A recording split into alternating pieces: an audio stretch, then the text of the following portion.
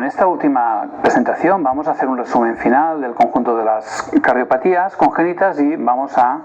explicar una serie de conclusiones que podemos definir de todas estas cosas que hemos explicado a lo largo del curso. Como resumen, tenéis que recordar cuando hacemos la ecografía de screening de las 20-22 semanas en que básicamente, fijaros, hasta un 80-85% de las cardiopatías las vamos a poder resumir en este grupo de 6. La comunicación interventricular, que es la más frecuente, de largo, sobre todo recordar las membranosas son las que se asocian a problemas de cardiotipo, con lo cual hay que intentar ser muy exhaustivos en la exploración del septo, y son importantes sobre todo estas perimembranosas que serán detectables siempre y cuando sean muy parecidas al tamaño de la aorta, 2, 3, 4 milímetros, si no probablemente no se van a ver.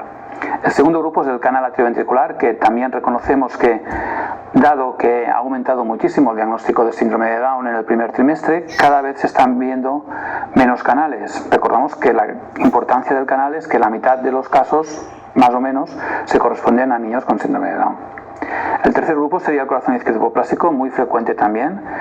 detectable también como las anteriores en el corte de 4 cavidades y que por su trascendencia, por su gravedad, no debería quedarse en diagnóstico prenatal.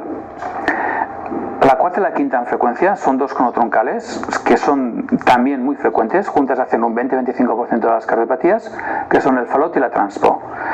El FALOT es muy trascendente porque se asocia muchísimo a anomalías cromosómicas y la TRANSPO es muy importante porque se mejora muchísimo la supervivencia sana de un niño que sea diagnosticado prenatalmente, con lo cual es muy importante hacer el diagnóstico prenatal. Y finalmente tenemos la coartación de aorta, que también es muy prevalente, uno de cada 2.000-2.500 niños que nace tiene una coartación de aorta y es muy importante sospecharla, al menos sospecharla. Ya sabemos que el diagnóstico definitivo no se podrá hacer, pero va a ser muy trascendente para el manejo perinatal, postnatal, que puede llegar a ser crítico en niños con una coartación grave. Como veis, el conjunto de todas las demás cardiopatías, tienen anomalías del lado derecho, isomerismos, miocardiopatías, son mucho menos frecuentes. Es importante diagnosticarlas, por supuesto, pero fijaros que con este checklist de estas 3 primeras que se diagnosticarían y la sexta que se diagnosticarán con el corte de 4 cavidades y las 2 cronotroncales que obligatoriamente hemos de explorar, la sede de la aorta y el corte de los 3 vasos. Bueno, ¿cuál es la importancia? Pues repaso rápido. El alto riesgo de que haya anomalías extracardíacas o cromosómicas, en algún caso como el canal hasta el 50%. Algunas que son muy graves, lo vamos a ver después, en que hay que plantear honestamente la opción de la interrupción del embarazo a los padres, que sepan que ellos pueden optar por ellas. Es una opción que los padres han de pedir y que lo han de pedir en base a un consejo multidisciplinar completo que hagamos nosotros desde la parte prenatal de cuál es el pronóstico y la calidad de vida que va a tener esta criatura. El siguiente punto a considerar es que hay que hacer un seguimiento seriado durante la gestación porque algunas de estas cardiopatías pueden ser evolutivas, tanto prenatalmente como postnatalmente, y en algún caso muy concreto, por ejemplo el de la estenosis aórtica, pues sabemos que la evolución durante el embarazo puede indicarnos un procedimiento, como en este caso que estáis viendo una valvuloplastia aórtica en un niño que tiene una estenosis crítica que hubiera evolucionado sin ningún tipo de duda a una hipoplastia del ventrículo izquierdo. Entonces podemos evitar este pronóstico tan desfavorable y tan dramático de un corazón izquierdo hipoplástico si hacemos la intervención prenatal. Obviamente esto van a ser pocos casos y escogidos, pero es importante tenerlo en cuenta y recordar que en los centros como de alto nivel que podemos realizar, de nivel 3, podemos realizar este tipo de intervenciones para mejorar el pronóstico de estos casos. Finalmente sabemos con toda seguridad que el diagnóstico prenatal mejora el pronóstico perinatal y también en el niño y en el adulto, al mejorar las condiciones en que estos niños nacen y se realiza el seguimiento, el control perinatal inmediato, neonatal inmediato e incluso la cirugía. Aquellas cardiopatías que se han diagnosticado prenatalmente van a la intervención quirúrgica con mejores condiciones de oxigenación, de general de la criatura, de acidosis incluso, que no los casos en que se ha hecho un diagnóstico prenatal con un niño en una situación más crítica. Los factores prenatales, recordar, la ductusdependencia va a ser crítico para ver cómo se perfunde durante todo el embarazo el sistema nervioso central, el cerebro, y la necesidad de administrar prostaglandinas en estos niños en la época del recién nacidos. Aquellos niños, aquellas cardiopatías que van con insuficiencia cardíaca también son un factor pronóstico negativo, y los factores de riesgo de que vayan con insuficiencia cardíaca serían pues cuando hay insuficiencia valvular severa, cuando veamos una cardiomegalia, una arritmia severa importante, o los niños que ya vemos, los fetos que ya vemos en estado de drops, que lógicamente estos van a tener el peor pronóstico. Recordad también la prematuridad. Como media, los fetos con cardiopatía congénita van a nacer un par de semanas antes de lo que les toca, con lo cual el riesgo de una prematuridad importante es mayor que la población general. Vamos a indicar un seguimiento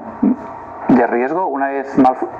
diagnosticado un feto a las 20 semanas con un falot. Cada 4 semanas vamos a hacer un control del cérvix para detectar aquellas embarazadas con alto riesgo de que se pongan de parto antes de la madurez.